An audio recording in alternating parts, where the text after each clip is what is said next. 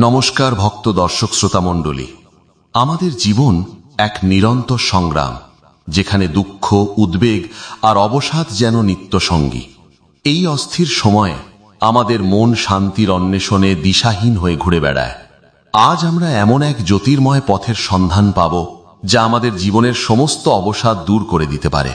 বৃন্দাবনের পরম পূজনীয় সন্ত প্রেমানন্দ মহারাজজি তার দিব্য জ্ঞান এবং সহজ সরল ভাষায় আজ আমাদের এমন এক গভীর সত্যের মুখোমুখি দাঁড় করাবেন, যা আমাদের চিরন্তন দুঃখের শিকড় উপড়ে ফেলবে।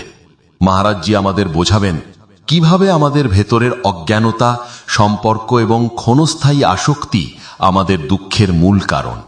তিনি আমাদের সেই পথ দেখাবেন যেখানে নাম জপ এবং ভগবানের প্রতি একান্ত শরণাগতি হল সকল সমস্যার সমাধান। আসুন মহারাজের সেই অমৃতময় বাণীর জন্য নিজেদেরকে সম্পূর্ণরূপে প্রস্তুত করি, যা হয়তো আমাদের জীবনকে চিরতরে বদলে দেবে। আপনারা দেখছেন বাংলা ভক্তিমূলক চ্যানেল কৃষ্ণ দর্শন। আমাদের পরিবেশনা যদি আপনার ভালো লাগে, তবে একটি লাইক দিয়ে এবং সাবস্ক্রাইব করে আমাদের পাশে থাকবেন, কারণ আমরা নিয়মিত এই ধরনের ভক্তিমূলক ভিডিও গোবিন্দের চরণে নিবেদন করে থাকি। অজ্ঞানতা, এই কল্পিত অজ্ঞানতাকে যত বেশি ছড়াবেন, তত বেশি দুঃখ আপনার জীবনে আসবে। যত বেশি সম্পর্ক তৈরি করবেন, তত বেশি অজ্ঞানতা ছড়াবে, দুঃখ ততই বাড়বে।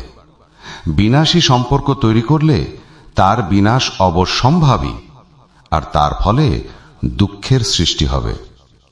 এই যে তথাকথিত অজ্ঞানতা, এর ফলেই তো সমস্ত কর্ম চলছে। সম্পূর্ণ খেলাটাই অজ্ঞানতার। ভগবানের ভজন করুন, অজ্ঞানতা দূর হয়ে যাবে। তাহলে আপনার নিজের মৃত্যুর দুঃখ, অন্যের মৃত্যুর দুঃখও চলে যাবে।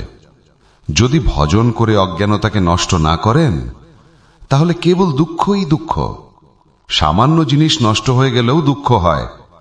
এক গ্রামে একটি পরিবার বসে কাঁদছিল, কারণ তাদের একটি মাত্র মহিষ ছিল, যার দুধেই তাদের জীবিকা চলত। মহিষটি মারা গেল, আর পরিবারটি এমনভাবে শোকগ্রস্ত হল যেন তাদের সবকিছুই শেষ হয়ে গেছে। এই যে কল্পিত সম্পর্ক, এটা কেবল নিজের সুখের বাসনা থেকে তৈরি। নিজের সুখের বাসনার বিনাশ মানেই যেন নিজের বিনাশ, আর তখন সে হায় হায় করে ওঠে। আমরা তো সচ্চিদানন্দ ভগবানের অংশ। নিজের স্বরূপকে না জানার কারণেই আমরা ছোট ছোট বস্তু, ছোট ছোট ব্যক্তি, ছোট ছোট পদার্থের পেছনে ছুটি। একটি খেলায় হেরে গিয়ে অনেকে আত্মঘাতী হয়। একজন কৃষকের ফসল নষ্ট হলে সে শরীর ত্যাগ করে। কেউ পরীক্ষায় ফেল করলে শরীর নষ্ট করে ফেলে। কোথায় মান্যতা? এই অমূল্য মানব জীবনের মান্যতা কোথায়? আপনি নিজের জীবনকে কতটা মূল্যবান করে তোলেন বা কতটা অর্থহীন করে তোলেন, এসবই অজ্ঞানতার ফল। অজ্ঞানতার কারণে মানুষ একটা সেলফির জন্য নিজের জীবন দিচ্ছে। আমাদের অজ্ঞানতা আমাদের বিনাশ করছে, দুঃখ দিচ্ছে, বিরক্ত করছে, ডিপ্রেশন এবং দুশ্চিন্তার দিকে ঠেলে দিচ্ছে। এই অজ্ঞানতাকেই দূর করতে হবে। আমাদের ভেতরে অপার আনন্দ রয়েছে, কিন্তু আমরা সেই ভেতরের আনন্দ খুঁজি না, বরং বাইরের আনন্দ চাই। এই কারণেই আমরা এত বিচলিত। যদি নিজের ভেতরের আনন্দকে জানতে পারেন হে প্রিয়, তাহলে কোনো দুঃখই থাকবে না। কোনো দুঃখ নেই। দুঃখ আপনি নিজেই তৈরি করছেন। আপনার এই শরীর না আপনার ছিল, না আছে, না থাকবে। কার এই প্রশ্ন? আপনি দেখুন, আপনার শরীর কি আগে ছিল? আপনার বয়স কত?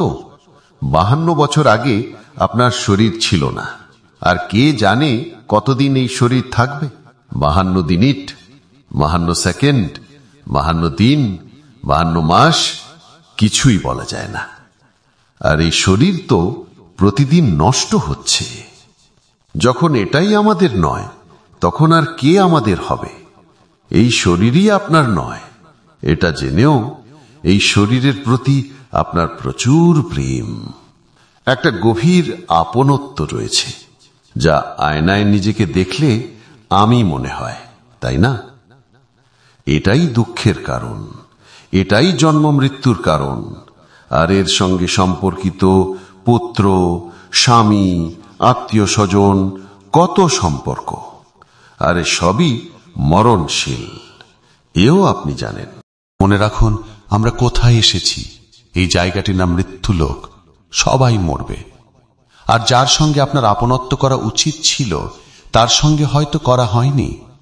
যদি তার সঙ্গে আপনত্ব হতো, তাহলে যাদের সঙ্গে আপনত্ব করেছেন তাদের বিচ্ছেদ আপনার দুঃখের কারণ হতো না। ভগবান আদেশ করেছেন, জননী জনক বন্ধু সুত দ্বারা তনু ধনু ভবন সুহৃদ পরিবারা সবকই মমতা ত্যাগ বাটরি মমপদ মনহীন বাঁধ ডরি।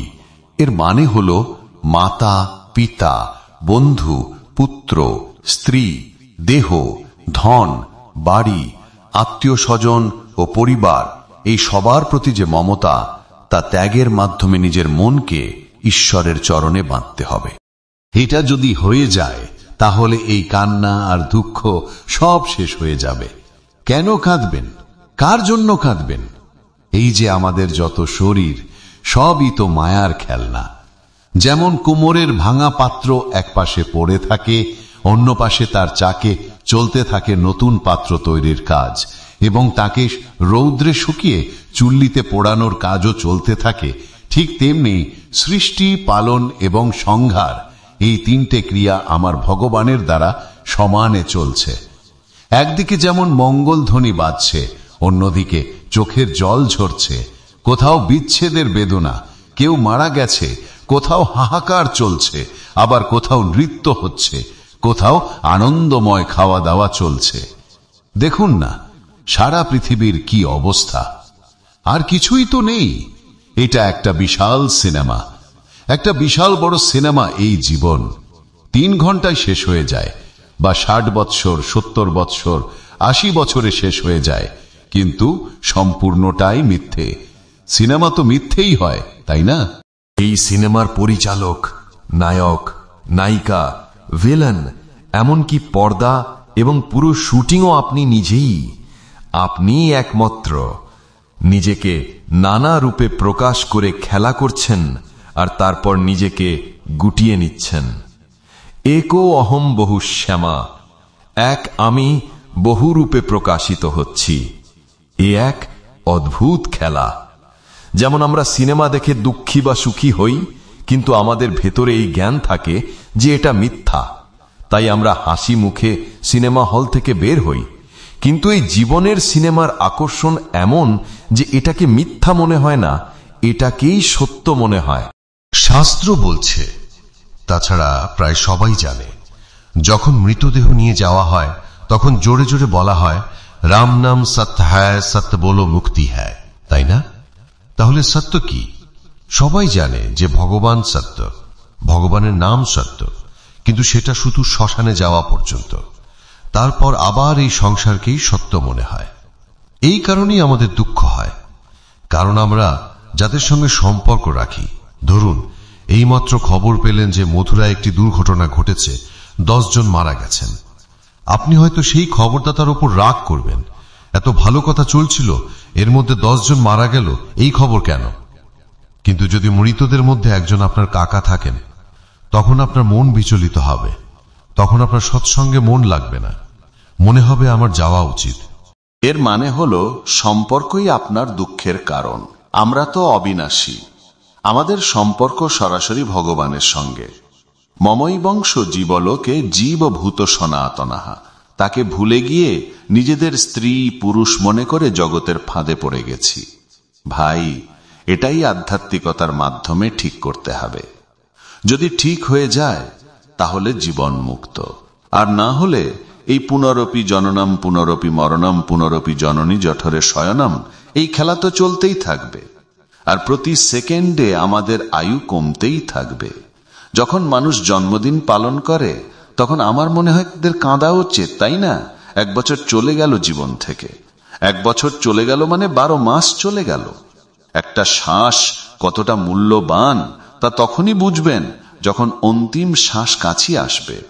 তখন আপনি যদি বলেন যে 60 বছরের সমস্ত আয় আমি আপনাকে দিচ্ছি, শুধু 2টি শ্বাস বাড়িয়ে দিন, কিন্তু তা বাড়ানো যাবে না।